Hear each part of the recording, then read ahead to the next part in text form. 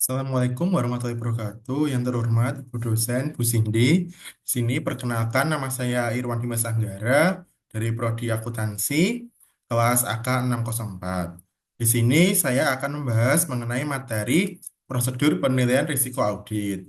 Di sini untuk kasusnya saya nanti akan membahas mengenai kasus pada PT Garuda Indonesia pada tahun 2018 untuk laporan keuangannya dan yang dilaporkan di tahun 2019.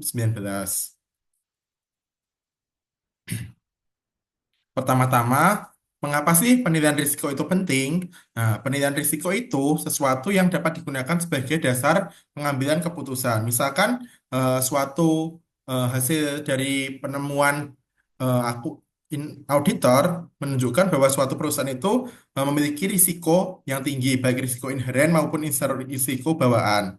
Nah, ketika risiko itu tinggi, maka dapat menjadi dasar untuk keputusan investor dan kreditor itu akan berinvestasi di perusahaan tersebut atau tidak, atau akan memberikan kredit untuk perusahaan itu atau tidak, karena melihat dari risiko yang mungkin terjadi, misalkan risiko gagal bayar, kemudian risiko kerugian untuk misalkan investasi yang diberikan oleh investor. Kemudian dari peran auditor sendiri itu memberikan keyakinan bahwa laporan keuangan yang disajikan secara wajar dan bebas dari salah satu material. Intinya ketika dalam menilai risiko itu memperhatikan misalkan dari eh, kegiatan usaha dari suatu perusahaan itu. Misalkan terdapat risiko memang bawaan dari usaha itu, maka dapat dinilai risikonya mungkin tinggi atau seperti apa, sehingga dengan dilakukannya audit ini tujuannya adalah memastikan bahwa laporan keuangannya itu wajar dan bebas dari salah satu material, meskipun secara risiko bawaan dari jenis lapangan usaha perusahaan itu sudah memang sudah tinggi. Tapi ketika misal laporannya itu disajikan secara wajar dan bebas dari salah satu material, itu akan menurunkan risiko dari berinvestasi atau memberikan kredit kepada perusahaan itu. Kemudian penilaian risiko itu efektif ketika digunakan sebagai kunci untuk merancang audit tempat dan mendeteksi masalah. Ketika misalkan risiko ditentukan sudah tinggi, maka auditor itu bisa menentukan langkah-langkah. Misalkan ketika tinggi, maka dalam misalkan pengambilan sampelnya itu juga lebih banyak. Kemudian eh, jenis-jenis bukti audit yang dicari itu lebih banyak. Misalkan tidak hanya dari dokumen, misalkan dari konfirmasi ke lawan transaksi dan sebagainya. Nah, di sini nanti saya akan membahas mengenai pemahaman prosedur penilaian risiko dan berdasar dari studi kasus pada PT Garuda Indonesia. Nah, pertama kita akan bahas mengenai audit. Audit itu apa sih? Audit itu suatu proses sistematis untuk memperoleh dan mengevaluasi bukti secara objektif mengenai pernyataan ekonomi suatu entitas. Tujuannya adalah untuk menetapkan kesesuaian pernyataan tersebut dengan kriteria yang berlaku.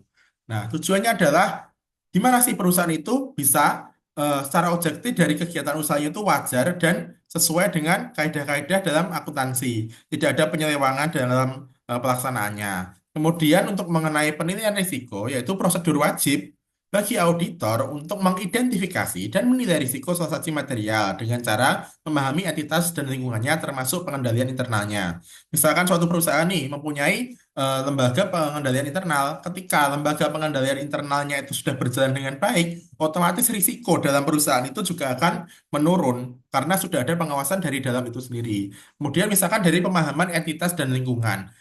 Nah, misalkan tadi, ketika misalkan lapangan usaha Garuda, itu kan transportasi umum. Apa sih yang mungkin jadi eh, permasalahan di dalam lapangan usaha itu? Misalkan dari harga tiket ketika tidak sesuai antara di laporan keuangan dan yang dijual. Itu bisa jadi salah satu risiko dalam lapangan usaha penerbangan. Kemudian biasanya itu untuk kecurangan-kecurangan yang muncul di dalam audit itu ada dua jenis. Pertama, laporan keuangan yang curang. Misalkan manipulasi data keuangan untuk menipu pengguna laporan. Contohnya melebihkan pendapatan. Nah, ketika melebihkan pendapatan tujuannya apa sih? Nah, di satu sisi itu misalkan untuk keperluan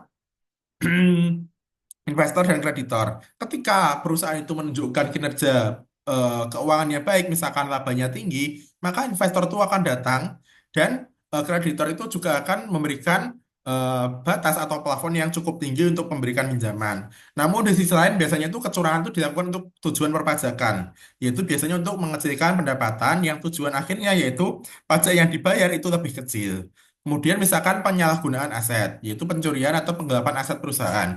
Contohnya perusahaan nih punya karyawan atau punya misalkan pengurus yang sering mengambil barang dari perusahaan untuk keperluan pribadi. Itu kan suatu penyalahgunaan aset dari suatu perusahaan juga. Kemudian untuk teori segitiga kecurangan atau fraud triangle itu ada tiga, yaitu pertama tekanan, motivasi atau insentif yang mendorong seseorang melakukan kecurangan seperti target keuangan yang tidak realistis atau masalah keuangan pribadi. Misalkan suatu dari divisi pemasaran ditargetkan untuk melakukan penjualan sebesar berapa miliar dalam 1 bulan. Ketika tidak tercapai, maka dia akan melakukan kecurangan, misalkan pemalsuan dokumen penjualan yang pada akhirnya itu ternyata nggak sesuai antara penjualan yang sebenarnya dengan yang dituliskan di laporan keuangan yang pada akhirnya juga nggak sesuai. Terjadilah kecurangan. Kemudian peluang. Adanya kelemahan dalam sistem pengendalian internal yang membuka celah bagi pelaku untuk beraksi tanpa terdeteksi. Misalkan sudah ada lembaga pengendalian internal, namun di dalam praktiknya itu tidak berjalan secara efisien dan efektif.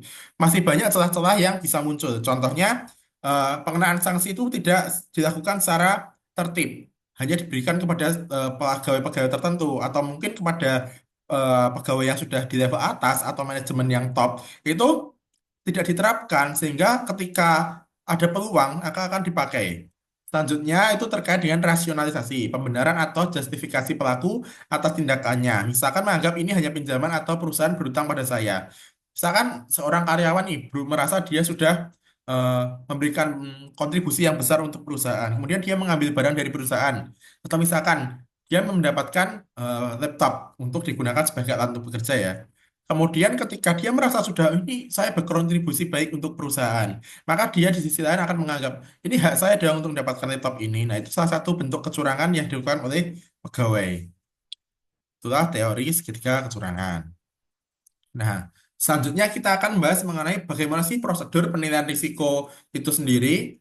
Ada beberapa cara. Yang pertama itu kita bisa dari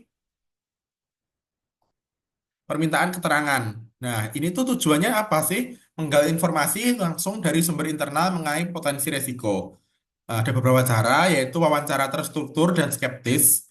Pasti skeptis itu selalu mempunyai pikiran untuk bertanya-tanya kenapa ini bisa terjadi, kenapa ini bisa ada seperti itu. Nah, kepada manajemen dan dewan komisaris, tujuannya apa sih? Memahami penilaian risiko, budaya etika, dan transaksi signifikan. Eh, Ketika bertanya pada manajemen, manajemen akan menjelaskan bagaimana sih proses bisnis yang ada di perusahaan itu. Misalkan dari pembelian nih, pembelian kan ada pemesanan dari pelanggan, masuk ke mana, ada otorisasi dari mana, ada persetujuan, kemudian barang dikirim dari gudang itu harus ada persetujuan dari siapa. Nah, nanti auditor akan menilai di mana sih ada celah dari eh, kegiatan usaha itu. Misalkan dalam pengeluaran barang itu dilakukan oleh orang yang sama dengan divisi pemesanan, otomatis bisa saja terjadi penyelewangan antara misalkan barang yang dikeluarkan itu lebih besar, akhirnya dimanfaatkan, dijual sendiri oleh divisi dari pemesanan tadi. Kemudian bisa juga tanya ke atau wawancara ke karyawan dan auditor internal. Tujuannya untuk memahami operasional sehari-hari, transaksi tidak biasa, dan kelemahan kontrol yang mungkin ada. Sebenarnya hampir sama, yaitu kalau karyawan kan lebih ke praktik. Jadi karyawan tahu bagaimana suatu bisnis itu berjalan. Kemudian juga bisa dilakukan dengan cara inspeksi, inspeksi dan observasi. Kalau observasi itu mengamati dari jauh, sedangkan kalau inspeksi itu memeriksa dokumen-dokumen kunci sehingga bisa memahami apa yang ada di dalam perusahaan itu tadi. Nah, tujuannya kalau observasi itu konfirmasi informasi yang diperoleh dari wawancara dan mendapatkan pemahaman langsung dari tentang bisnis klien. Metodenya observasi itu mengamati. Sekarang dari jauh nih, auditor datang. Data mengamati bagaimana sih proses pembuatan produksi di perusahaan itu atau mungkin pemesanan bagaimana, kemudian pengiriman bagaimana, kemudian apakah ada pengecekan dari divisi apa. Jadi ketika memahami dari observasi, auditor bisa memahami bagaimana proses bisnis itu berjalan. Kemudian inspeksi itu memeriksa dokumen-dokumen kunci seperti kontrak besar, notulen rapat, dan manual kebijakan akuntansi. Misalkan ada kontrak besar dengan lawan transaksi. Kontrak besar itu memuat apa aja sih? Di situ apakah ada peluang misalkan penyelewengan terhadap pendapatan dengan membesarkan pendapatan, kemudian barang yang dikirim itu sesuai atau enggak, itu juga menjadi salah satu bentuk dari inspeksi. Yang terakhir itu prosedur analitis. Tujuannya itu identifikasi anomali atau fluktuasi yang tidak biasa dalam data keuangan dan non-keuangan. Nah, ketika melakukan proses analitis, misalkan kita menghitung ulang rekalkulasi, kita bisa menentukan apakah nilainya yang ditertuang dalam laporan keuangan dengan hasil rekalkulasi kita itu sesuai atau enggak. Kemudian metodenya itu misalkan menganalisis hubungan dan tren data untuk menemukan hal-hal yang tidak wajar. Contohnya nih, membandingkan pertumbuhan pendapatan dengan rata-rata industri. Jika pertumbuhan klien lebih tinggi dengan alasan yang tidak jelas, maka adalah red flag. Contohnya adalah misalkan Garuda. Garuda itu apa bisnisnya? Penerbangan. Lawannya apa aja? Misalkan Lion, kemudian ada Uni Emirat Arab itu. Kemudian kan banyak sekali. Ketika dinilai laba Garuda itu tidak sesuai, misalkan Garuda kan akhir-akhir ini seringnya rugi. Sedangkan perusahaan lain itu untung. Kita harus melihat itu suatu hal yang red flag karena itu menunjukkan penyimpangan dari sesuatu yang wajar. Yang lainnya aja bisa untung, kenapa Garuda rugi? Contohnya seperti itu. Nah, selanjutnya kita akan membahas mengenai PT Garuda, tepatnya pada laporan keuangan 2018. Garuda itu dipandang sebagai perusahaan yang selalu menunjukkan rugi pada setiap tahunnya. Namun pada tahun 2018 itu dia itu melaporkan laba bersih sebesar 809.000 US dollar. Hal ini berbalik drastis dari tahun sebelumnya, yaitu dia rugi 216 juta pada tahun 2017. Nah, sumber masalahnya itu apa sih? Nah, dia itu mengakui untung ternyata gara-gara adanya pengakuan pendapatan sebesar 239 juta US dollar dari kontrak jangka panjang dengan PT Mahata Aeroteknologi yang belum ada pembayarannya sama sekali. Nah, ini adalah pengakuan pendapatan berarti dengan sistem akrual. Jadi uangnya belum ada, pembayarannya belum ada sama sekali, tapi dia sudah mengakui pendapatan dan kan kalau misalkan pendapatannya itu dia di muka, kemudian bebannya belum ada, belum dilaksanakan, otomatis labanya itu besar. Nah, pemicunya itu apa sih investigasi itu akhirnya muncul? Dua komisaris itu menolak menandatangani laporan keuangan karena dianggap melanggar standar akuntansi atau PSAK. Hasil akhirnya itu regulator menyatakan laporan keuangan tidak wajar dan menjatuhkan sanksi kepada Garuda dan KAP yang mengaudit. Kalau saya ingat saya itu KAP-nya itu di suspend tidak boleh kerja beberapa tahun atau bulan itu. Kalau seingat saya. Nah, kita bisa melihat analisisnya di sini. Prosedur analitis yang lemah. Auditor tadi gagal melihat lonjakan laba yang tidak wajar dari satu kontrak sebagai risiko yang sangat tinggi. Seharusnya ketika auditor itu melihat sebelumnya rugi, kok tiba-tiba naik dia laba yang sangat besar, harusnya melihat ini dari mana sih sumbernya laba ini. Ternyata auditor tidak menemukan atau tidak melihat bahwa adanya salah satu kontrak jangka panjang itu yang ternyata belum terjadi pembayaran sama sekali yang seharusnya tidak dapat diakui oleh PT Garuda ini sebagai suatu penghasilan atau pendapatan di tahun itu. Kemudian inspeksinya tidak mendalam substansi kontrak dan kemampuan bayar PT Mahata, perusahaan itu baru dengan modal yang kecil, tidak jujur secara memadai. Misalkan punya lawan transaksi dengan perusahaan kecil dan modalnya itu kecil, kok bisa dia memberikan penghasilan sebesar itu? Tidak ditinjau, apakah kemungkinan pendapatan dibayar diakui di awal itu akan tercapai di tahun berikutnya? Seperti itu. Kemudian kurangnya skeptisisme profesional. Auditor tampak mengabaikan sinyal bahaya yang sangat jelas, termasuk penolakan dari komisaris. Harusnya auditor itu bertanya-tanya, kenapa sih bisa untung PT Garuda ini, padahal sebelumnya rugi?